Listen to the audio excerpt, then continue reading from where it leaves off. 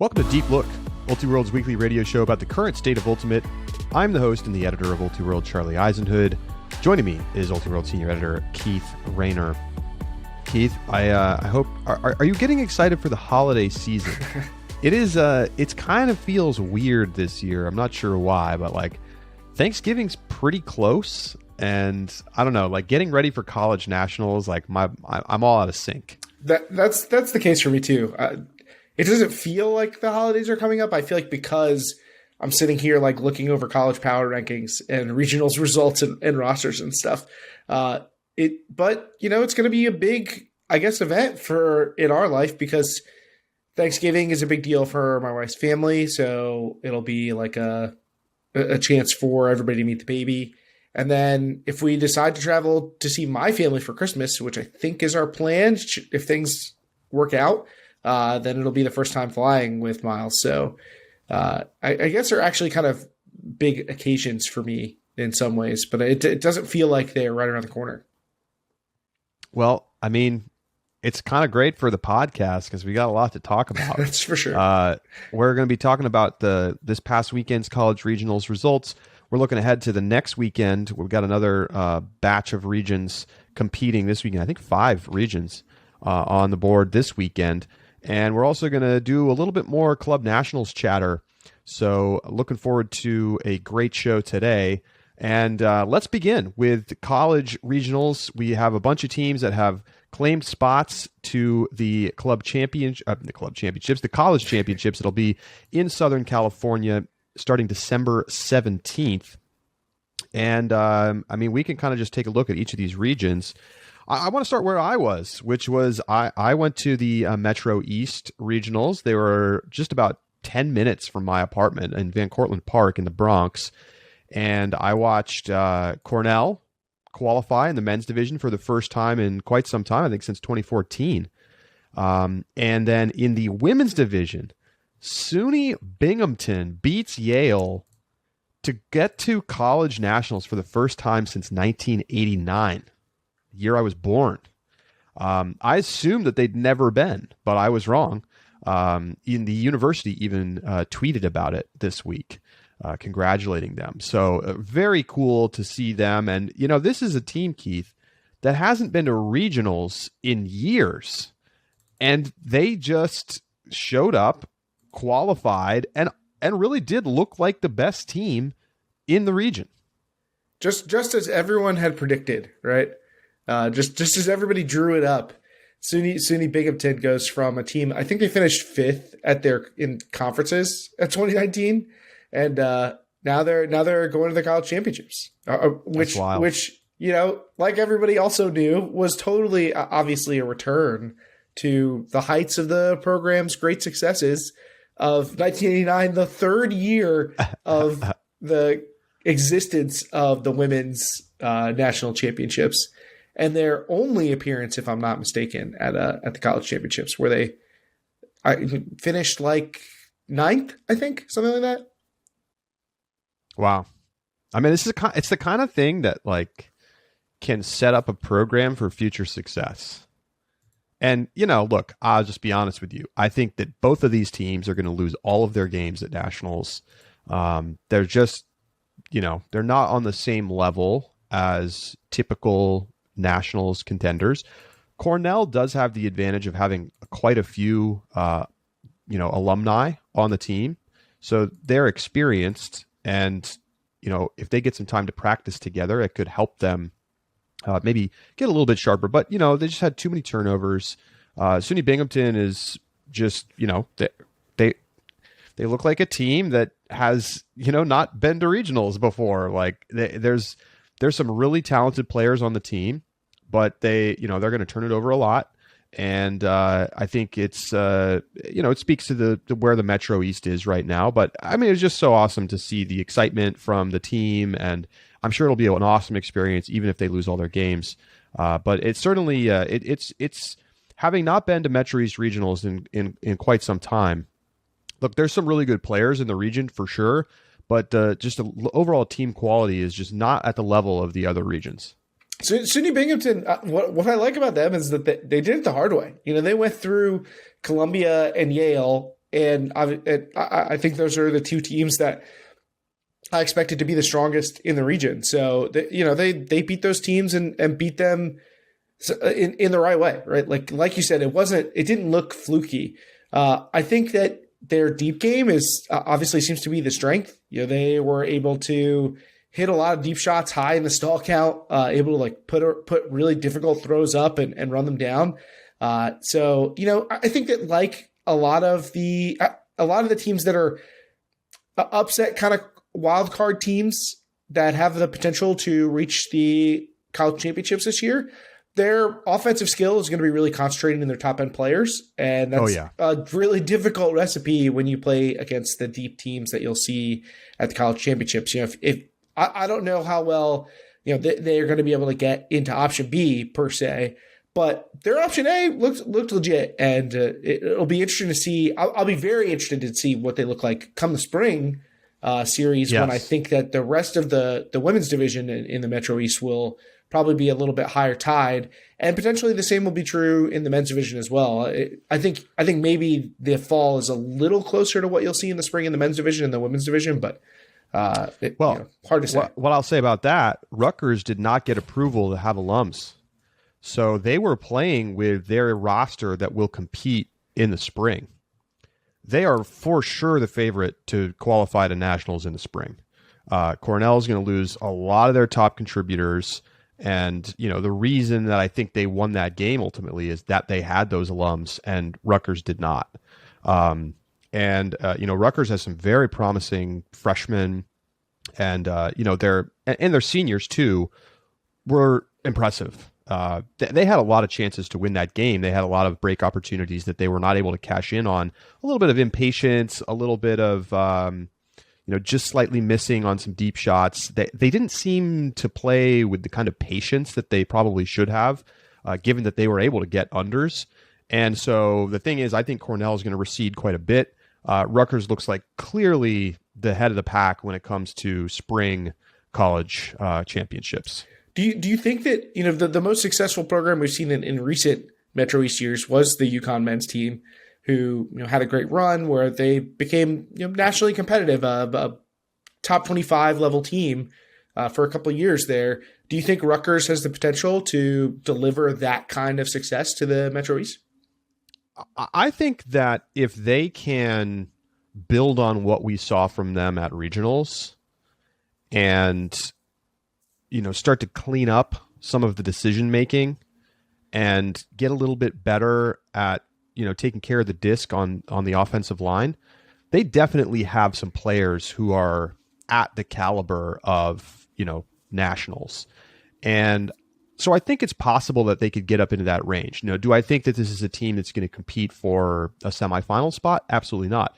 But I think that they could be a team that wins games at nationals. And I think that they have the foundation at this point to become a program that actually gets relevant. I mean, they have some really good players on the team. And don't forget, Devil, the local YCC program, is one of the best in the country.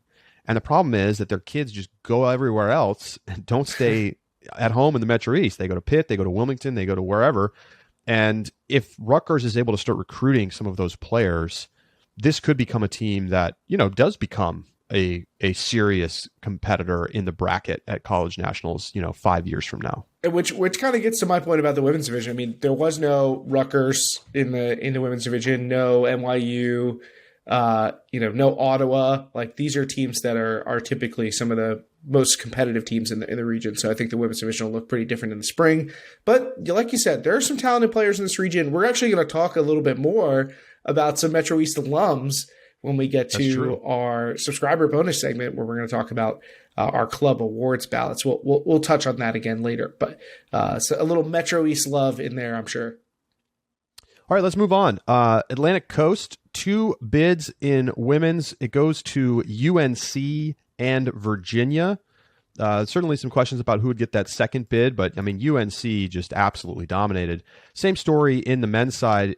UNC easily taking the number 1 seed out of the AC.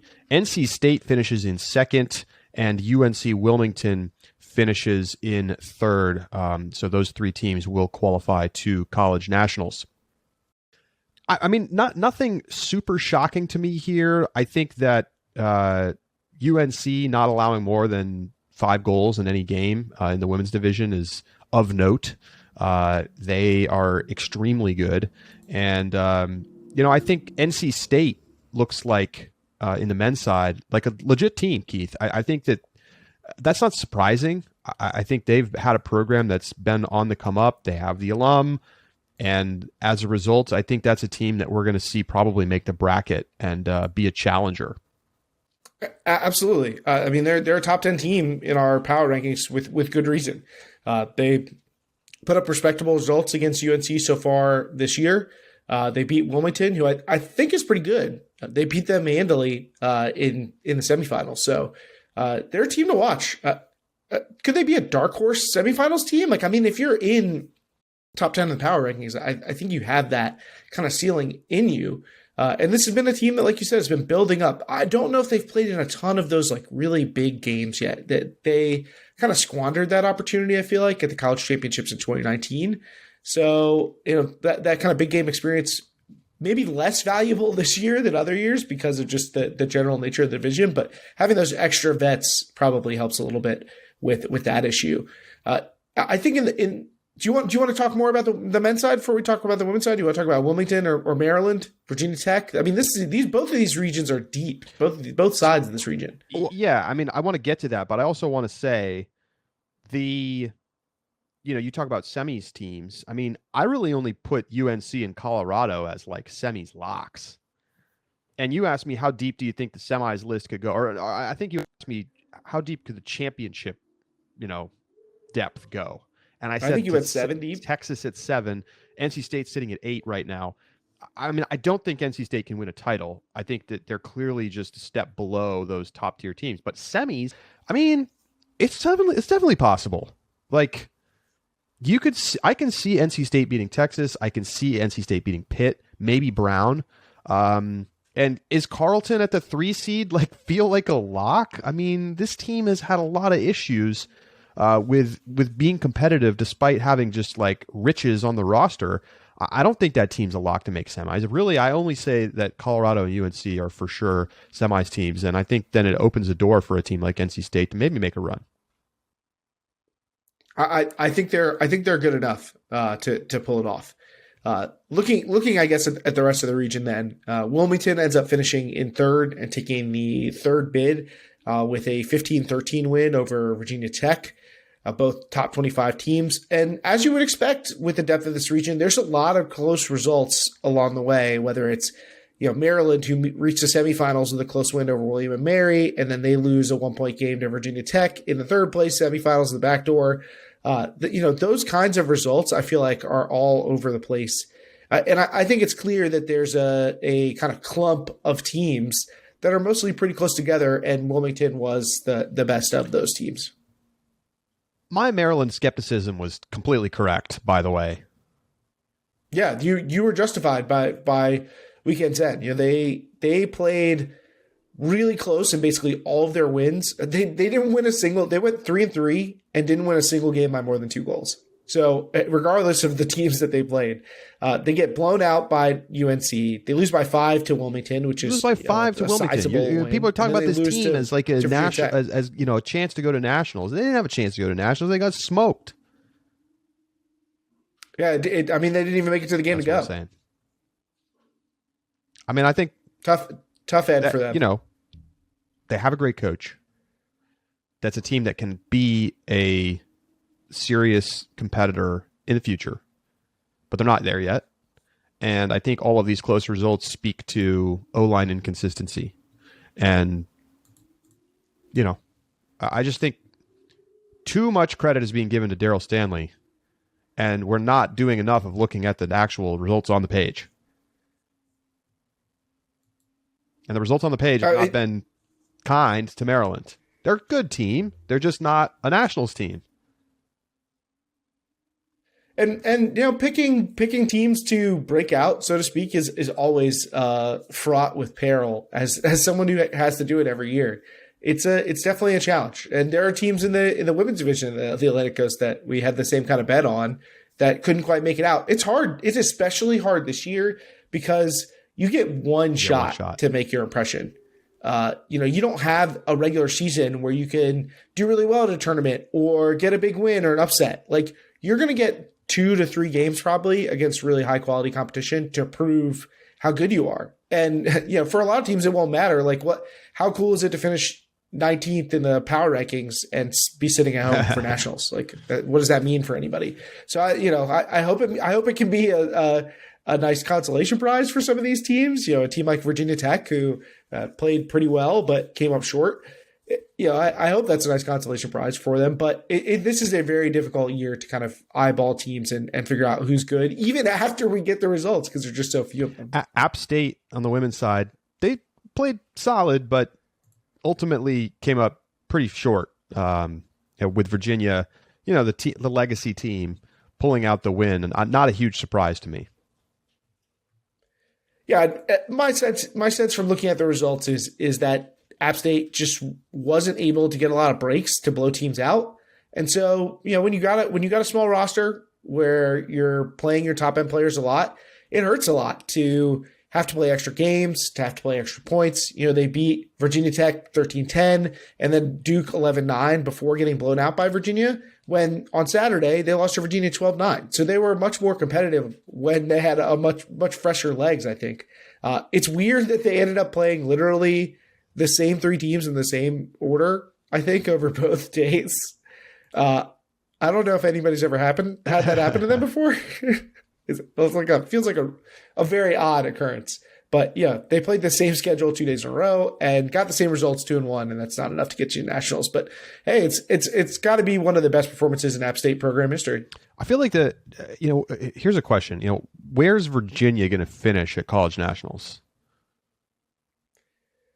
Ooh, it's hard to say, because we think this is one of, if not the deepest region in the division. I think the Southwest has probably got the claim to being the best region overall. But this goes up pretty deep as far as teams. But Virginia could be. North Carolina is so good that they can make even a good team look very average.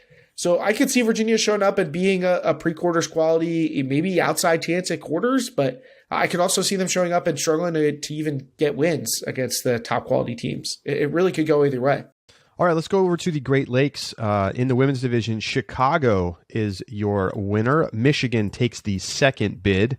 And on the men's side, Michigan gets the win. No surprise there. And it was Illinois that took down the second bid.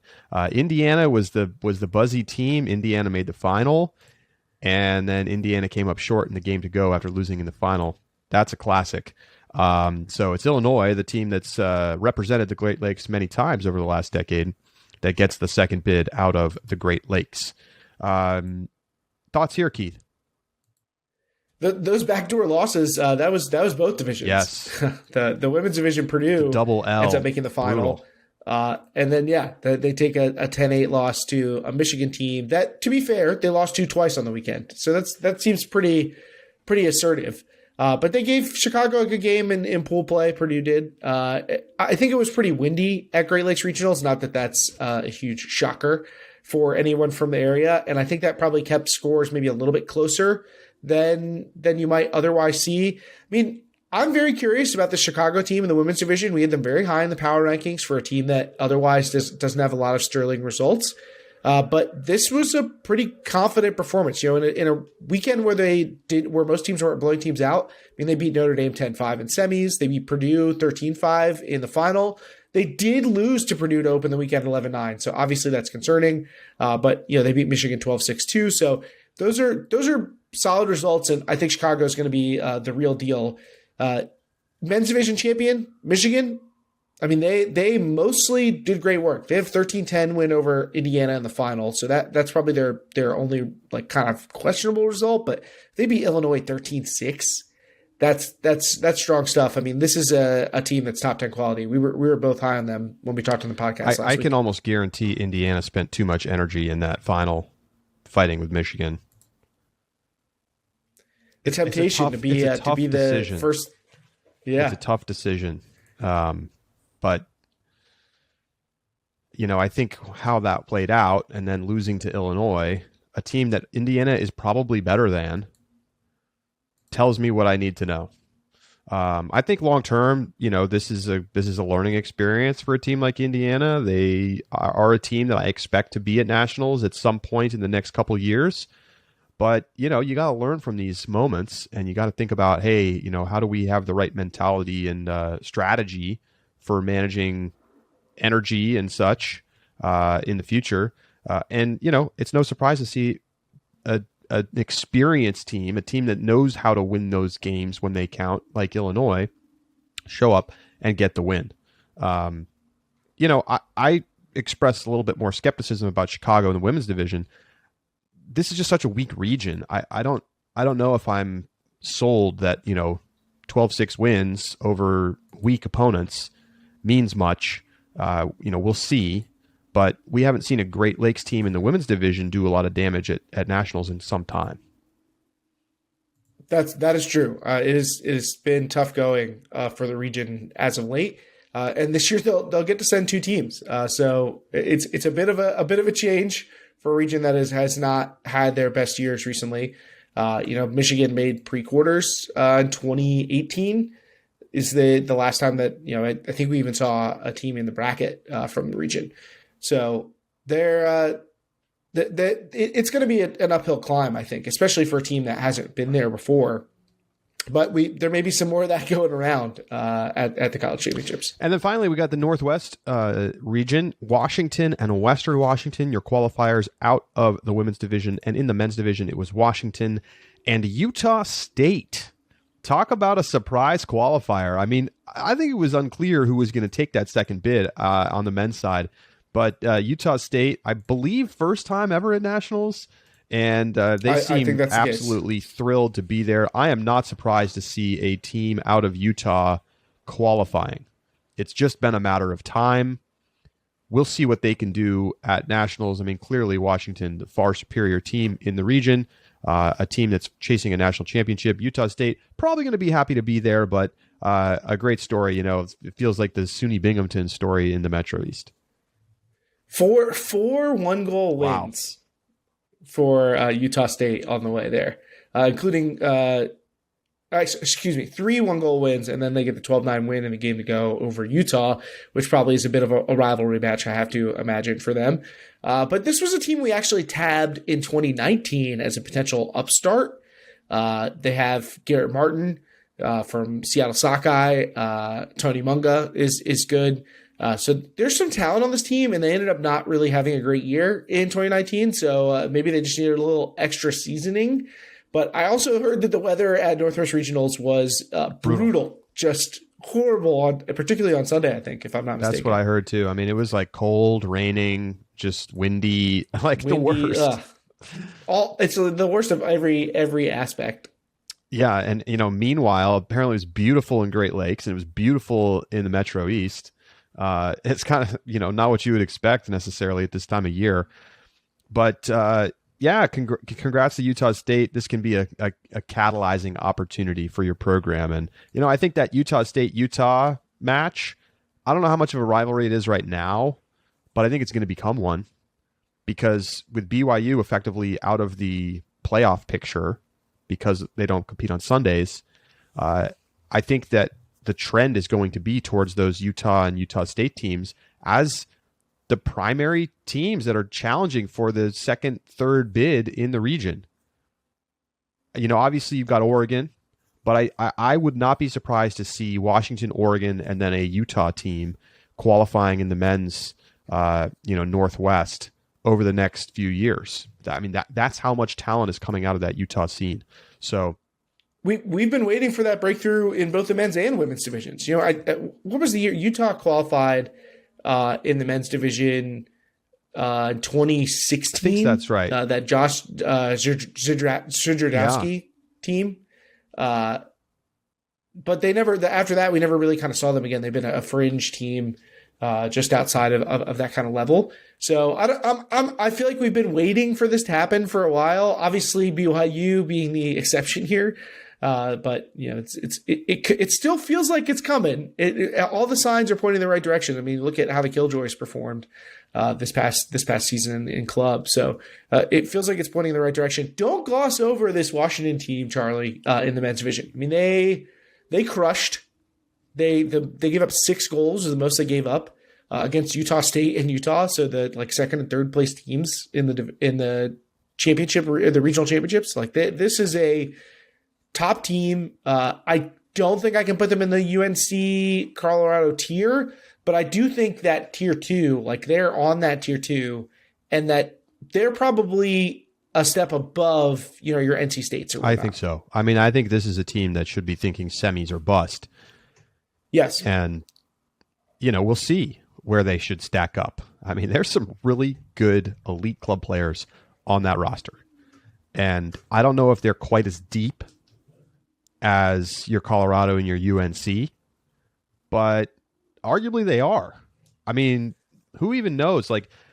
Coming out of the Seattle area, they're just going to have rookies who are unbelievable. Remember when Jack Brown showed up in 2019? I didn't know about Jack Brown. And then he was one of the best players on the team. And he's still going to be one of the best players on the team. I think I've got them above anymore. Carleton. Say what? I think I take them head to head versus Carleton. I think I do too. And based on how Carleton does at North Central Regionals, I think that they could drop in the power rankings if they don't have as convincing a performance. So We'll see what happens. How about any quick final thoughts on the women's qualifiers, Washington, Western Washington? Not a ton to say here because they really looked, going into the tournament like they were a cut above the rest of the region. Even with Oregon and Utah, 2 quality teams in the region, it felt like it was going to be tough sledding for them to get there. Even after getting the reinforcements, after all the drama with rosters and stuff, Utah puts up a good fight. They beat Oregon handily 12-6 in their only matchup, but they lost to Western by 8 and 5 goals. So not really that close to breaking through there.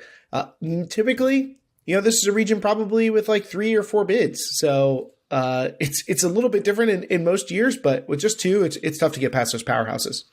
All right, let's turn our attention to the upcoming weekend. And we've got all of the regions competing except Southeast, which will be the following weekend to wrap up regionals.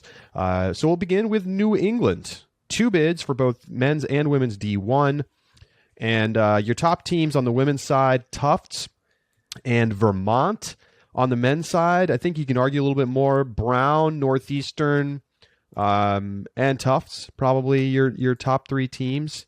And then, you've got UMass probably will be better. They finished 3rd at conferences. I'm not sure what to make of that. It's certainly a good team. I actually think, Keith, though, that they're probably behind Northeastern in my mind as likely to make the tournament. We'll see. But that's the outline of New England. What are you expecting to see here, Keith? I think we're high on Northeastern. That has not always worked out for us, but I think that they look like the best team in the region after Brown. So that competing for that second spot is going to be really difficult. I think Northeastern has a chance to even upset Brown. I think they could be that good. And Brown, we've seen them have some mixed results too. Don't necessarily. I've seen some Twitter chatter, pretty much from Vermont, but on their part about their team. They beat UMass at conferences. They've been a team, I think, that has a bit of a chip on their shoulder. They think that they are at the level with the Tufts and the Northeasterns and the UMasses, and this is their chance to prove it. So it's gonna, with only 2 bids, a lot to ask, but it's a competitive region. I do expect Brown and Northeastern, but Orion Cable, he's pretty scary. He really is. We'll see. I mean, I think, UMass has a long history at this point of having a very dominant player amidst a more regionals level group. And so it was Babbitt for a while, and then it was Tanner Johnson for a while. And we've seen that, they missed nationals with Tanner Johnson. I don't think there's any guarantee that just because they have this incredible, promising talent in Orion Cable, that's going to be enough to carry them through.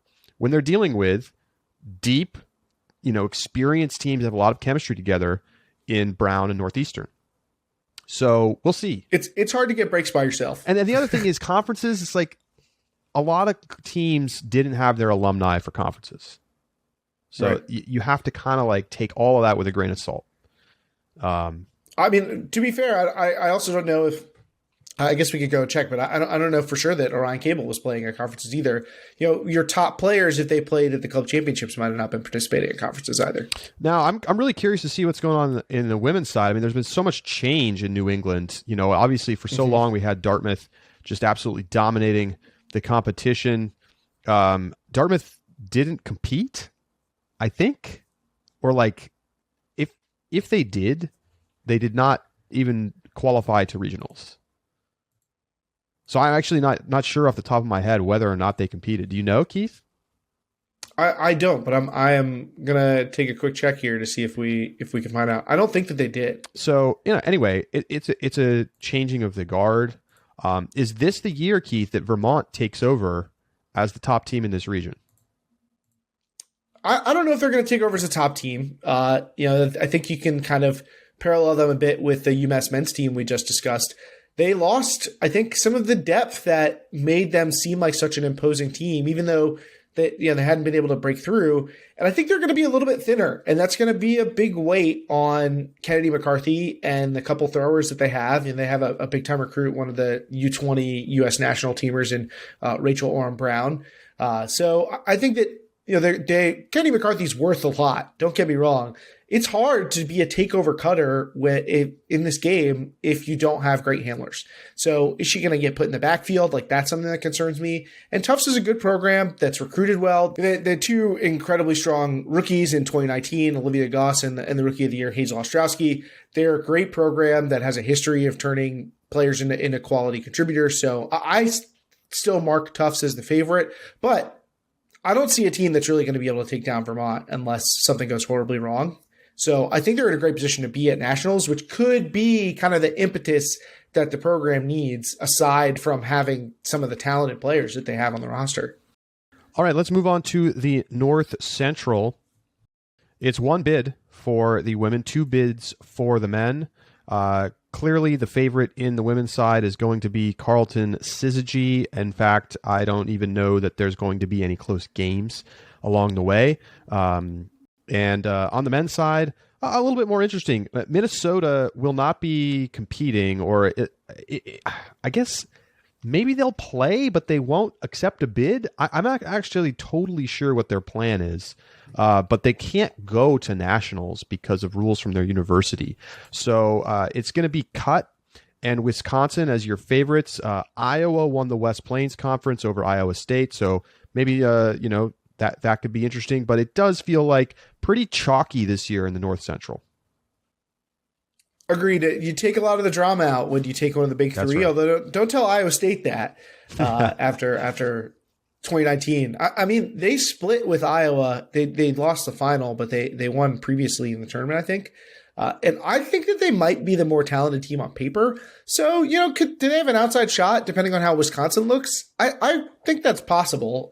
Certainly the North Central Regionals has a history of some strange results. So I certainly think that's possible, but I think Wisconsin's actually going to be pretty good. I talked about that last pod. And Carleton, I also think will be pretty good. It wouldn't shock me either if Carleton didn't win this region and Wisconsin won and Carleton finished second. I mean, that would be the Carleton thing to do Carleton right about now. So very Carleton. I don't really have much else to say about the North Central. You have anything you want to any dark horses? No, I mean Carleton in the women's division looks miles away from the rest of the region. Where unfortunately, I just think there was kind of an exodus of talent from Wisconsin, from Minnesota. So I think the region's going to be taking a step back a little bit behind Carleton. Ohio Valley, 3 bids for the women, 2 bids for the men. Your top teams on the women's side: Pittsburgh for sure. Ohio, the surprising team that won the Ohio conferences. Of course, Ohio State as well, perhaps Penn. So those are the teams there. On the men's side, of course, you've got Pittsburgh. And the big question is, who's that second team? There's been some buzz about Temple. They won the East Penn Conference. We'll see. Ohio State probably the more odds-on favorite to take that second bid, as they've had a lot more programmatic success over the last few years. Oh yeah, I feel pretty confident. Ohio State is they're good. I mean, they're a legit team. We have them in the top 10. You've heard a lot of the names if you've been following along. The Agamis, Zach Braun is back, but I think they go deeper than people realize. I mean, I think that they have a really quality, top 10, 12 players that they can turn to with a decent amount of club experience there. And I think that's going to make them tough to overcome. I, in fact, think they're probably closer to beating Pitt than they are to losing and getting upset, by a team like Temple, who has some good players. But I think that's going to be a tough ask for them in the men's. You think you take Ohio to finish second behind Pitt on the women's side?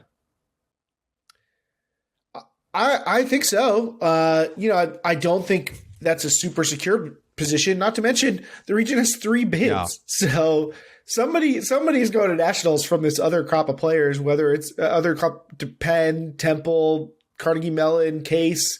Ohio State seems like they're not super focused on getting there this year. I think they're a little more focused on the spring.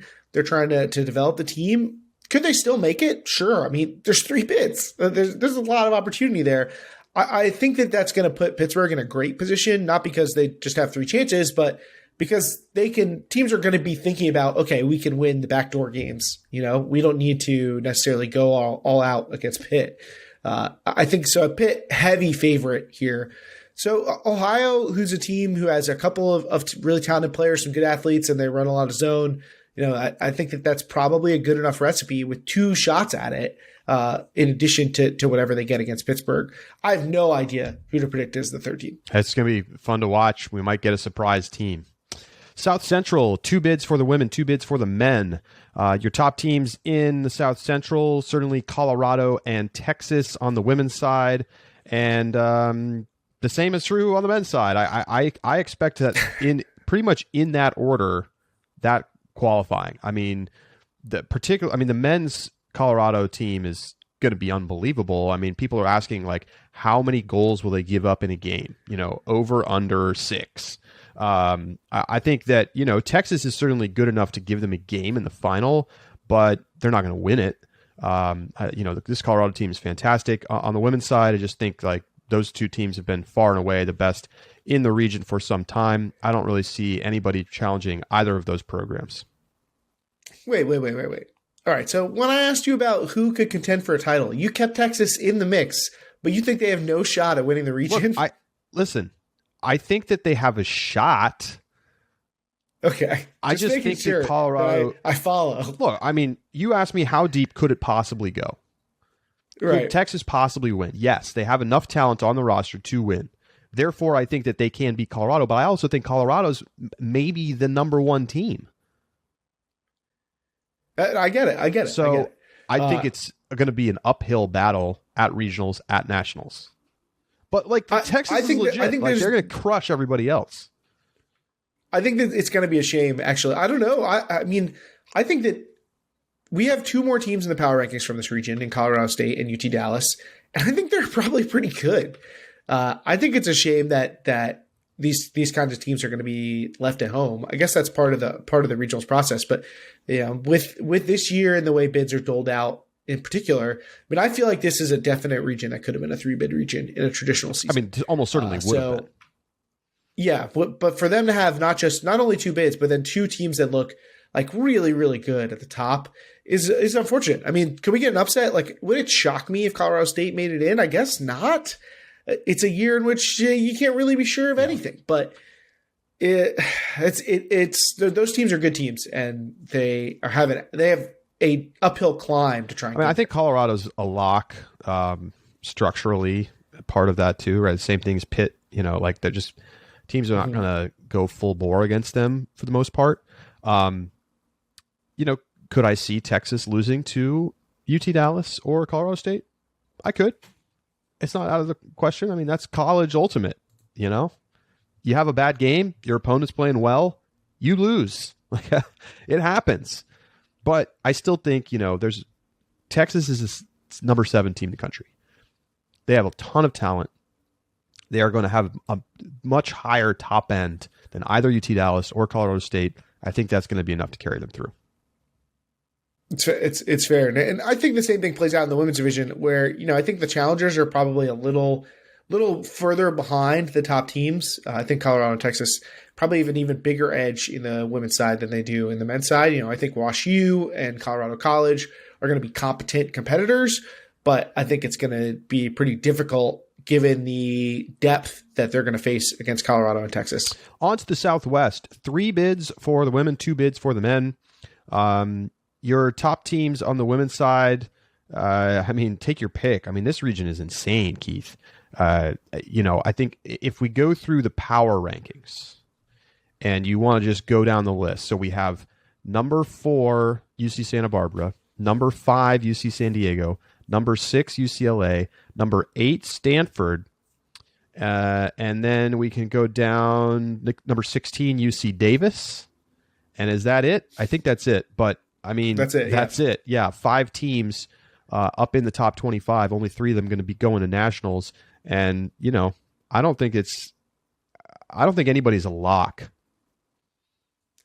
5 teams in the top 25, 4 in the top 10, right?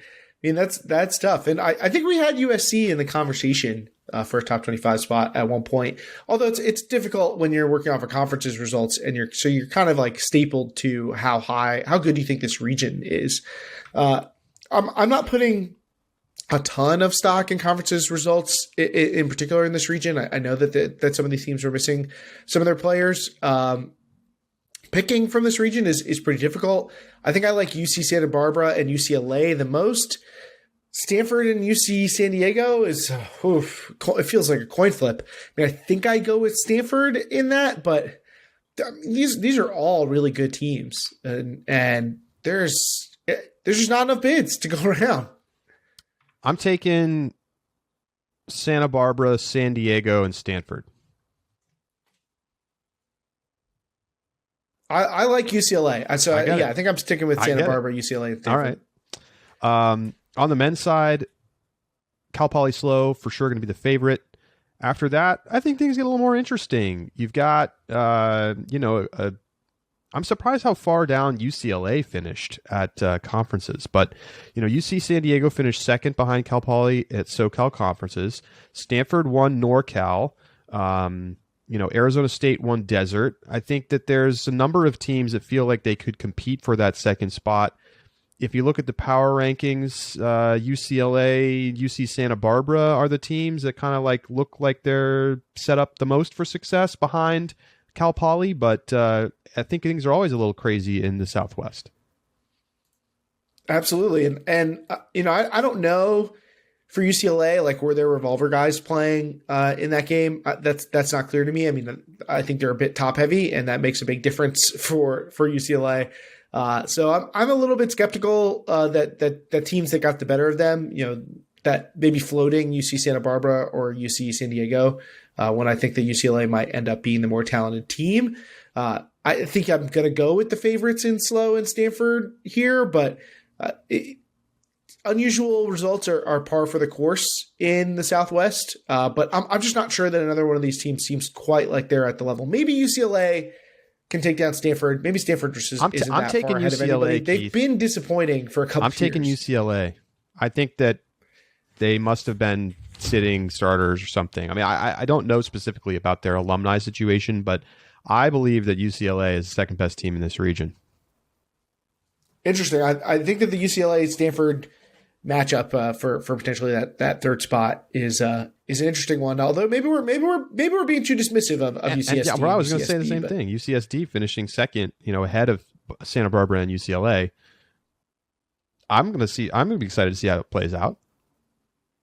Absolutely. I don't think there's a lot of gimmies here. All right. Well, it's all going to unfold this weekend. Stay tuned to ultiworld.com for coverage. And we're going to take a quick break right now. When we come back, we're going to talk a little bit about Club Nationals. Got some fun topics to get to as we kind of loop back to the tournament at the end of October. Stay with us. It's Deep Look.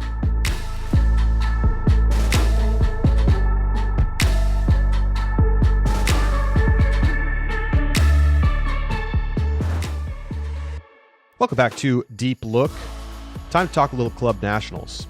And I want to bring up something that we discussed a little bit earlier, but I want to dig into a little more, Keith. Let's start with this. The true number 2 team in the women's division and in the mixed division. Now, obviously, we know how the whole tournament shook out, who finished first, second, third, etc. But I think there is some question as to who the second best team was behind the champion. And, of course, in the women's division, that's Brute Squad versus Phoenix. Phoenix put a much better game on Fury than Brute Squad did, but Brute Squad had beaten Phoenix earlier in the season and, of course, has a long legacy of success. Where do you land on this conversation, Keith? Who was the second best team this year? It's tough. I think that I would go towards Brute Squad despite their result of their Fury matchups. And I think looking at the other results between those two teams is where I do it. And not even just looking at nationals. So you look at traffic. This is a team that Phoenix played to win the pool. They beat them 12-11. I mean, that could have ended Phoenix's incredible run, basically. I mean, I don't know if they make the same run from their position. We don't get that Fury Classic without that win over traffic. Brute Squad beat that team 15-7. Brute Squad wins their semifinal against Molly Brown running away, 15-9. That's better than Phoenix's result against Molly Brown in the third place game. So I'm going to go with Brute Squad, who I think was a little more assertive, even though I think that Phoenix's performance against Fury was the best performance of either of those two teams. I think that was Phoenix really playing to their ceiling. And I don't know that we necessarily saw that from Brute Squad on a lot of occasions, but I would take Brute Squad, I think, if I had to. I mean, Brute Squad played really well against Molly Brown. Yeah. And I think it just goes to show you that matchups are important. And, how you get off to a start in a game is important. And, I mean, I don't think there's any question that, Phoenix played the best game against Fury. But if it's a head-to-head matchup, I still think Brute Squad is a favorite. I still think they win that game. Because I just think the matchups are different. I think that Brute Squad is in a good position defensively to disrupt Phoenix. Not that Fury isn't. I mean, I think Fury got a lot of breaks, and it was really Phoenix's D-line that helped them get back into that game. So I think it would be a break-heavy game in Phoenix versus Brute, but I still think Brute clearly proved over the course of the season and really at Nationals with common opponents that they were the better team. Maybe we'll get that matchup at Worlds. I think that mixed is maybe a little bit clearer, but I think it's good to at least establish the point. So hybrid reaches the final. Hybrid. Yeah. They get the win over Noise, but there was all this talk, about their side of the bracket being the weaker side. Certainly from a seeding standpoint, the lower seeds were on that side. All of the top seeds pretty much, the 1, 2, 3, 4, 5, and 8 seeds on one side of the bracket. So Mixtape loses to BFG on double game in the semifinals. Would you take them over Hybrid? 100%. 100%. I think Mixtape was the favorite coming into Nationals and maybe shouldn't have been, but in my mind, they were the favorite. And BFG and Mixtape played what was the de facto final. And, credit to Hybrid for what they did. But don't forget, Hybrid almost missed the bracket entirely, Keith. Okay? They barely made it in. Had they lost that last game on Universe instead of winning it, they would not have been in the bracket. Mixtape was a coin flip away from beating BFG and probably winning the title. So, all credit to Hybrid for the way they played in the bracket. They were a really good team, for sure. But I just don't think that had they been on the other side of the bracket that they would have even got past quarters. Yeah, I mean, the Hybrid loss to AMP, is looming large in this conversation to me.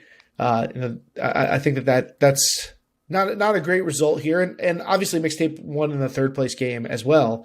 But BFG hammered AMP, and Mixtape lost by much less when they had to play against AMP, and Mixtape even beat Dragon Thrust by slightly more than Hybrid did when they played in pool play. So I think it's pretty clear Mixtape should be the number 2 overall here. Okay, brighter future, Keith.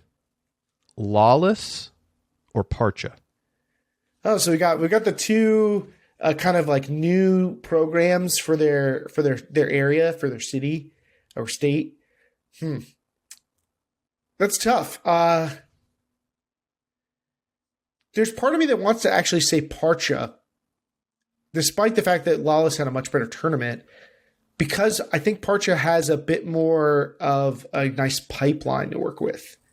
I think that there's a lot of talent in that Pittsburgh area to keep developing. I think it could be harder to replicate that success without, great high school and youth programs in Arizona. So maybe the Arizona club scene it just has enough talent in it already that they can just hold it together. But I think that if this Parcha thing can stay together, then they might have a little bit more talent to draw from, even though Lawless seems like they maybe have more structure in place in order to help develop their talent. I feel like it wouldn't surprise me in the slightest if Lawless didn't exist next year. Ooh, spicy. I mean, this is a volatile team. There's a lot of personalities on the team. They have by far the worst spirit scores across the board this season compared to any team in any other division. Teams talked about hating playing against them. I just think it's hard to hold teams like that together long term. Now, they got a taste of success. I do think that they'll be back next year. But if they have a season that isn't as good, kapoof, that's it. I just, on the other hand, I think Parcha is establishing we are rekindling Pittsburgh Women's Elite Club. And I think that has huge long-term potential. I mean, don't forget about the fact that Parcha was actually really good. They just happened to get kind of screwed on seeding because they lost to Tabby Rosa in their very first tournament ever as a team. Which turned out to be a way better loss than anybody would have thought. Good point. But what I'm saying is that Parcha seems like a team that's going to be more like a 10 seed in the future, and then more likely to win a game in pool play and get into pre-quarters. They had a really tough situation with their pool. So I think that Parcha, given that fact that, Erica Bacon is now living in Pittsburgh and you have, the University of Pittsburgh there. I think Pittsburgh is a city just in general that I think is going to be growing a lot. And, you've got people moving there for work that could keep happening. I expect Pittsburgh Ultimate in general to rise up as they have, they have the seeds for success. They have good youth programs, really good youth programs. They have great college program, multiple really in the city. And they have, a city that people are going to want to live in and work in. And they now have commitment from, top leaders in the area that are saying, hey, we want to establish this now and not have our best players travel to Washington, D.C. to play a club. Fun fact, I when I moved to Columbus, the other place I was considering was Pittsburgh. Could have been in Pittsburgh. I love Pittsburgh. Great city. Yeah. All right. Let me hit you with a brighter future then. Okay, brighter future.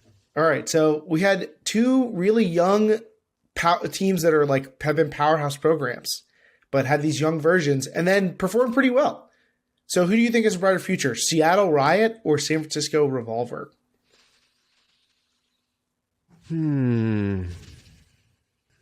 What does that mean exactly? I mean, brighter future. I think both teams are going to remain highly competitive. I think that Riot has a sort of near-term brighter future. They played really well despite losing half their starters.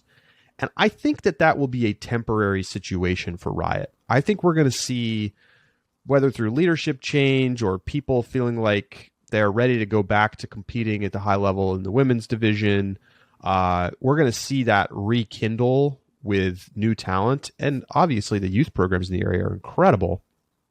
San Francisco counts more on having players, live and work in San Francisco, or at least be willing to commute to San Francisco for practice. And not as necessarily as many like really strong feeder area programs. Stanford men's is not what it once was. And you've got Cal Poly, but like it's not a lock that those players are going to go to San Francisco after they graduate. It feels just as likely they could go to Southern California. So I guess I say Riot, but I also think that a lot depends on what people decide to do. Like, is Riot going to remain the primary option for elite competitive women's division play in Seattle? I mean, I have no reason not to think otherwise, but the fact that so many people didn't play on Riot this year like makes me wonder a little bit. It is difficult because I think that's one of the biggest challenges is projecting, what does Riot's roster look like next year? Like how many people return to the team or how many people are done? And like, what does it, I think it can be a little disruptive to kind of be, have a changing of the guard, but then the guard comes back and they're like, never mind, we're still here. Like, that could be disruptive to kind of the growth process that the team may have gone through, or it could really enhance it. It could be, hey, we're adding talented experience and we're going to collaborate with these young players that gained a lot of important reps.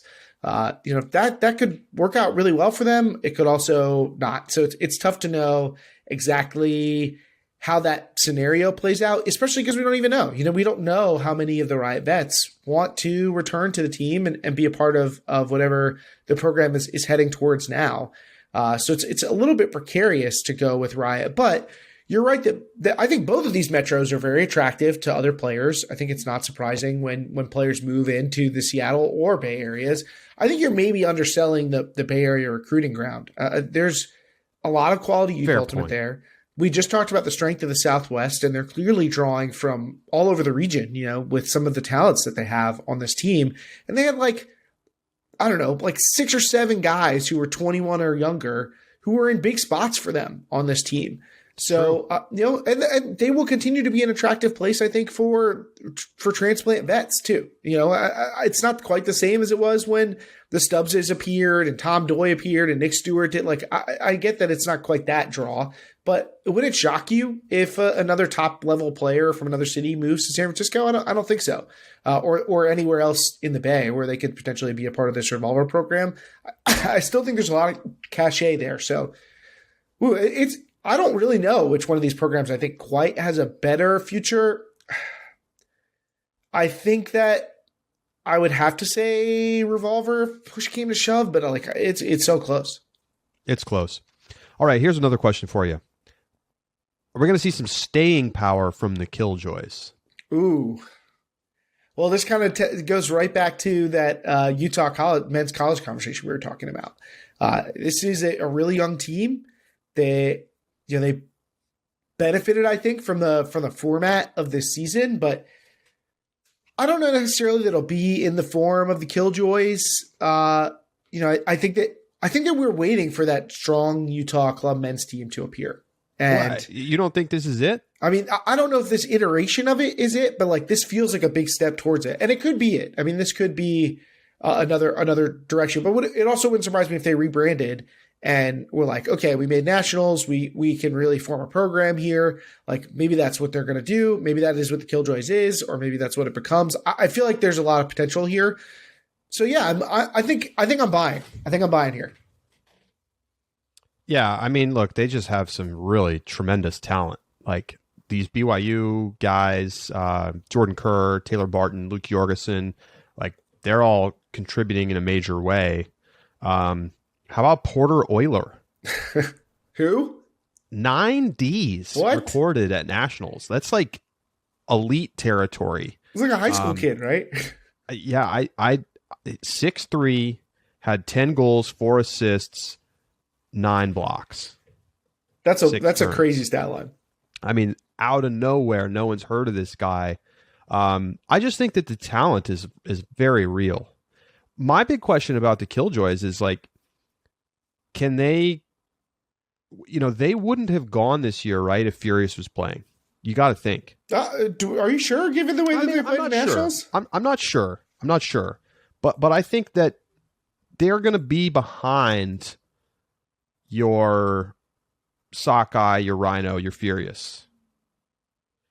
And can they get a fourth bid? I mean, it's not out of the question that they could compete at a higher level, but the problem is they got to play on Sundays at regionals, and then they lose a bunch of guys. And can they win without those guys against those top teams when it's a 2 or 3 bid region? That's the real challenge for them, I think. Now, they may be good enough to get 4 bids in the Northwest. It's not out of the question. It is not out of the question.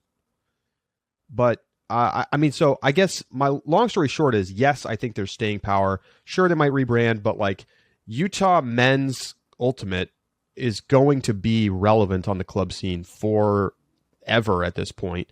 And there's only still more really talented Utah kids coming up out of their youth pipeline. It feels like a matter of time. Just feels like it's inevitable. What else you got, Keith? All right. How about this one? All right, so we had a lot of surprises and a bunch of top seeds that didn't really live up to the promise that we thought they'd shown. So let's do a little power rankings here of the most disappointing performances at the club championships, the disempower rankings or whatever. So the number one in the power rankings would be the most disappointing team. To have some clarity. Okay. Do we have a finite list here? Do you want one, or do you just want to start rattling off the most disappointing teams? I mean, we could obviously name disappointing teams. Maybe let's go 6 deep. Okay. Number 6 for me. Let's see. I'm trying to think about the teams I'm going to have above. Number 6 for me is Schwa.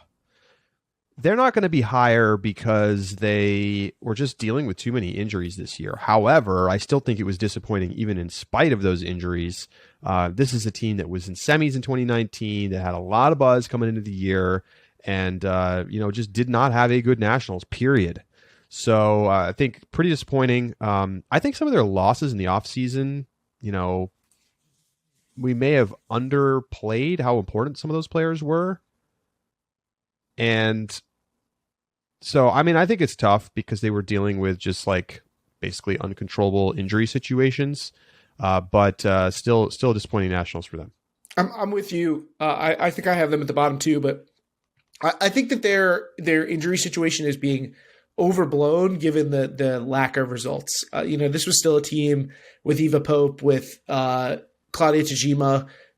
Georgina Tetlow ended up having a really strong nationals. Kimber Coles, like I think that this was a failure on their part to deliver even a single win in pool play. I mean, that's tough. Maybe I'm just mad because I had him in the game. That's definitely it. I definitely am mad. Okay, who's the number 5, Keith? I think I'm gonna go with Sub-Zero at number 5. It's tough when you're the number 4 seed. It's kind of like being the 5 seed, but hey, both the 4 and the 5 failed to win that pool.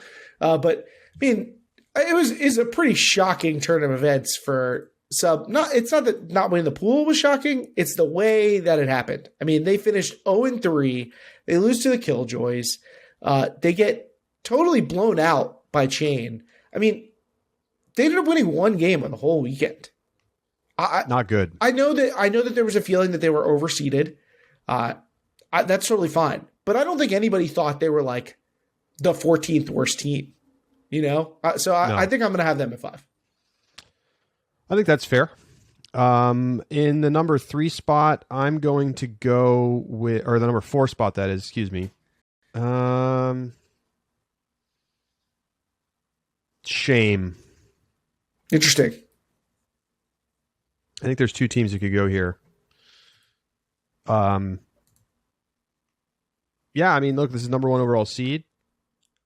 I don't know that they were necessarily like the favorite to win the national championships, but for them to lose the way they did and get knocked out of the bracket the way they did in their loss to Dragon Thrust, brutal, man. I mean, that was a crazy game, and you just can't blow a 12-6 lead. You just can't blow a 12-6 lead. I'm sorry. That's horribly disappointing. I don't think they really ever looked quite right the whole weekend, and that's tough. I mean, this is a team that was thinking finals, if not a championship. I gotta blame Alex Rubin, Ultima reporter, for his profile, which he titled "Goals Don't Matter," which was a great pun, but it looks bad now. It looks, I mean, looks they were bad 1-2 now. in pool play. They lost to Noise and Slow. Yeah. Hey, Your boy called them losing to Slow. You did. I did. But they ended up losing a shot. They beat Space Heater. Not that I think this is a team that was super locked in once they were knocked out. But, this was a team that had aspirations, I think, of getting back to the semifinals. Definitely. And, they end up the season without really a lot. They get a win over BFG, a win over Mistape at the Pro Championships. But, there isn't a ton to be really excited about here. And just definitely disappointing. I think I'd actually have them at 3 in my power rankings. I imagine who I know you're going to put at 3. So if you would have had them at 3, who would you have put it for? I think I put Chain here at 4. That was the other option. Now we had both picked them to win the pool in Pool D, which I guess I'm going back to, and they obviously failed to do that. They go 2-1, but aside from blowing out Sub-Zero, which apparently is not that good anymore, what did they really do? I mean, they lost all of their games after they got through Lotus after pool play. They get through Lotus in pre-quarters. They lose to Ring pretty solidly. They lose to Truck, Temper, Bravo. They weren't really in that pony game. I mean, that's disappointing to me. I'd feel a lot better with them if they had been really competitive in that pony game, but to not really be in that game was the line for me. The argument for them, Keith, is that their losses before Consolation, which, I mean, honestly, this is the kind of team that just absolutely does not care what happens in Consolation.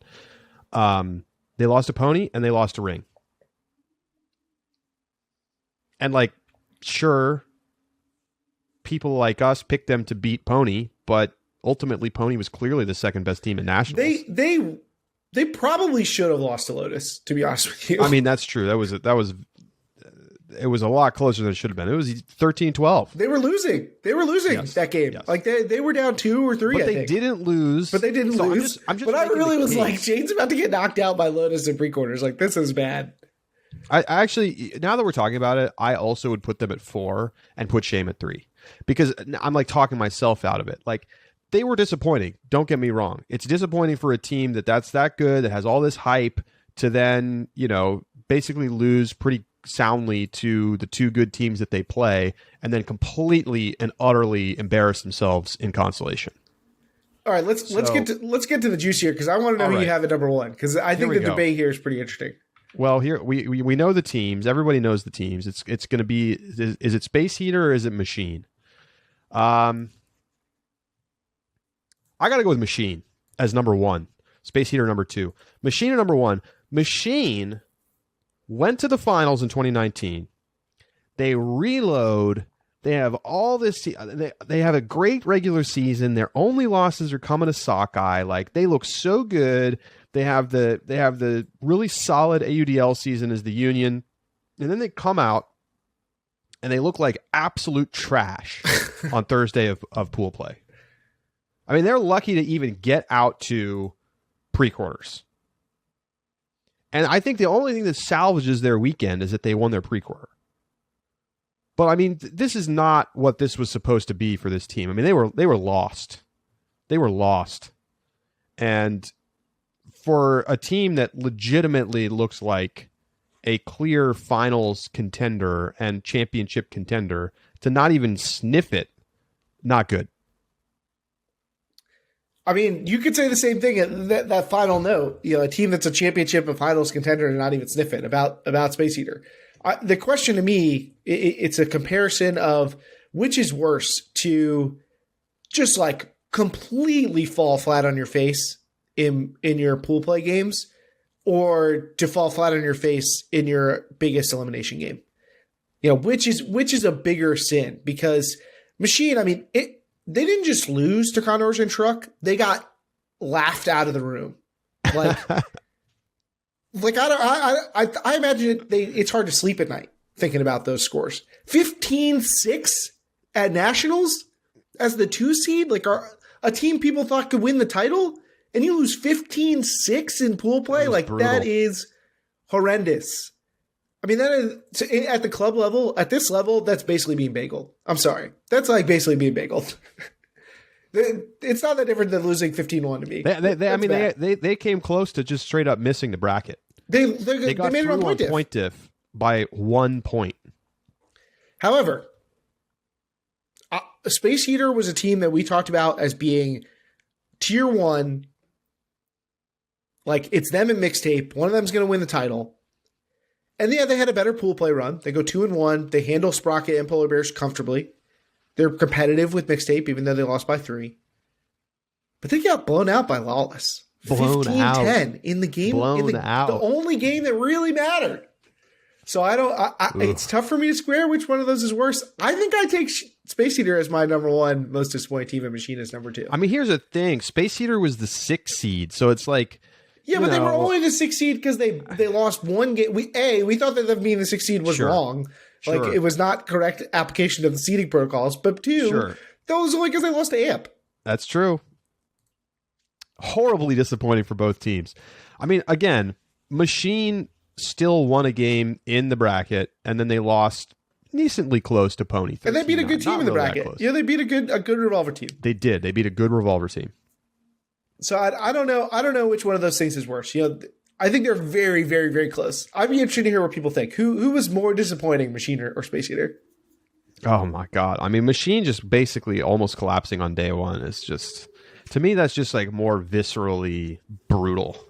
But I get the argument. I do get the argument. When it counts and you're in pre-quarters, you lose 15-10 to Lawless. I mean, come on, brutal. I can't believe it. I still can't believe it. Like, I remember the feeling of, but looking at the scores between the games and seeing on day 1 the scores of the Machine games, and like thinking, oh, somebody must have like put the wrong numbers in. This has to be a mistake. And I'm looking at the Lawless game, and I'm thinking the same thing. I'm like, is Space Eater really about to get knocked out by freaking Lawless? Like a team that hasn't even been here before? Oh my gosh. Lawless is an energy-driven team. They came into that game. They played hot. They had good energy, and Space Heater was flat. I feel like... And really, Space Heater was flat the whole year. I feel like before the season, if you had been like, all right, let's draft the players from Space Heater and Lawless, like, you're going to get like 6 or 7 deep before you pick somebody on Lawless. And I don't know if you say that anymore. Wow. It's all right, well, if you have more questions for us about Club Nationals, shoot them over to us. deeplook@ultiworld.com. Hit us up in the Discord. We'll do a little mailbag very soon. So we want to get your thoughts on college, club, whatever. Yeah, a lot of nationals. There's plenty to talk about right now. So that is going to do it for today's show. Make sure you join us for our sub bonus segment where we talk about our club award ballots. It's a tough year to pick the club awards, but we did our best, and there's certainly some really exciting players to talk about. And some new faces after a couple of years away from Club Nats. For Keith Raynor, I'm Charlie Eisenhood saying so long, and we'll talk to you next week right here on Deep Look.